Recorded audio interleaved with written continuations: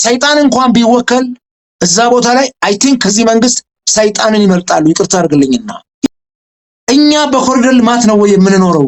የኢትዮጵያ ሕዝብ የኮሪደር ልማት ነው ወይ ህልሙ? ቀለቡ እሱ ነው ወይ? ሌላ ኑሮ የለንም ወይ? የታል ፋብሪካው? የታል ወጣቱ ስራ የሚያገኝበት? ዛሬም ፈረሰ አለ። አሁንም እየፈረሰ ነው። አሁን የምልክ ከጎሮ እስከ ኮዬ አደባባይ ድረስ ያለው ማት ፈረሳ ነው ያለው። አዳዲስ ቤቶች ገና አሁን በቅርብ የተሰሩ ጎሮ አካባቢ ከመንገድ ግራና ቀኝ ድራሻቸውን አጥቶ አፍርሰውታል። ሲሰሩ ለምን ዝም አሏቸው? ቤቶቹ እኮ አላለቁም። የግለሰቦች ገንዘብ የአገር ገንዘብ አይደለም ወይ? አገር የምታርገው እኮ በግለሰቦች ሀብት ነው። አሜሪካን ሀገር እናንተ ጋር መንግስት ሀብት አለው እንዴ? የግለሰቦች እኮ ገንዘብ ነው እኮ አገር እንትን የሚለው። እንዴት ነው እሱ በዚህ ደረጃ የማይታሰበው? ከየት ያመጣሉ ግለሰቦች? ነጋዴዎች ከየት ያመጣሉ? ዛሬ እኮ በኪሳራ የሚንቀሳቀስ ነጋዴ የለው። እውነት ነው የምልህ መሳይ፣ ይሄን ስል እንደው ያክል የመረረ መንግስት ጥላቻ ብቻ ኑሮብን አይደለም።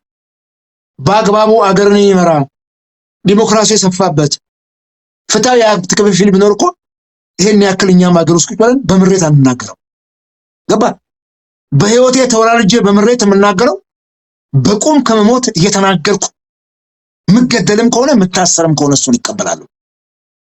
እኔ መተነፈሳት እኔ መረውራት ቃል ምናልባት አለት የሆነው መንግስት ተቆረቆረ ይሆናል ብዬ ስለማስብ ነውና የኢትዮጵያ ህዝብ ሪሊ ከአቅሙ በላይ ነው ኑሮ። እግር ተወርች አስሮታል። ገፈቱን እየጨለጥን ነው ያለነው። የቤታችን እርሾ በኋቃው ባዶ ነው። እነግራለሁ፣ ባዶ ነው። የፌደራል ኦዲት ኮሚሽን 15 ቢሊዮን ብር የት እንደገባ አይታወቅም ማለት ፓርላማ ላይ። የመንግስት መስሪያ ቤቶች ከ800 በላይ የሚበልጡ መኪናዎች የት እንደገቡ አይታወቅም። በጣም በርካታ ንብረት ከመንግስት መስሪያ ቤቶች ዘርፏል። ይሄ ሁሉ የሚሆነው በዚህ ድሃ ሀገር ላይ ነው። ዛሬ ግን የሰው ልጅ የእረት ጉርሱን ለመሸፈን 1 ኪሎ ሽንኩርት እስከ 150 ብር የሚገዛበት ሰዓት ላይ ደርሰናል። የመጨረሻ ቲማቲም እስከ 100 ብር ድረስ 1 ኪሎ ቲማቲምና ሽንኩርት ቆርጠህ በ30 እና በ40 ብር በምትበላው እንጀራ እንኳን አጣፍሰህ እንዳትበላ እሱ እንኳን ካቅም በላይ ሆኗል።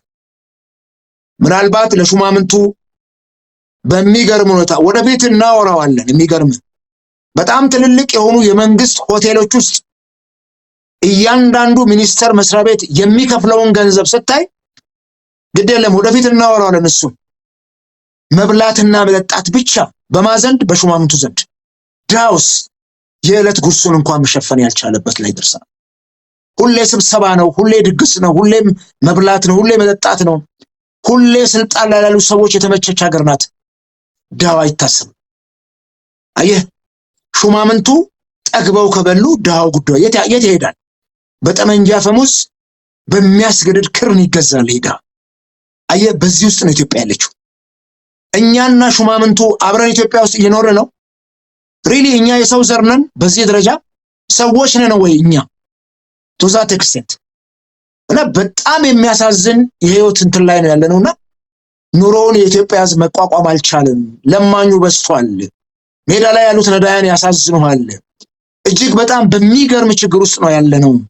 ስለዚህ እቺ ሀገር በዚህ ሁኔታ የምትቀጥል ከሆነ ይሄ ህዝብ ነገ አደባባይ ወጥቶ የምግብ ጥያቄ የማያነሳበት ምንም ጉዳይ የለም። ነግራለሁ። እኔ ካንተ ጋር ይሄን ሳወራ የፈለገ ነገር ቢመጣ መቼም ሰው እየተራበ ከሚሞት በጥይት የሚሞት በኔ እምነት እየተራበ ከሚሞት ረሃብ ቀን አይሰጥም። ረሃብ ጊዜ አይሰጥም። እያየነው ስለሆነ ነው። ከራሳችን ቤትና ጓዳ ጎድጓዳ ስለምናየው ነው። ዛሬ የትኛው ሰራተኛ ነው በደሞዙ የሚኖረው? ዛሬ ነጋዴው እየነገደ ነው እንዴ መሳይ? ዛሬ እያተረፈ ነው ነጋዴው? ግራ ጋብቶታል። ሌላ መሄጃ መንገድ ስላጣ ነው።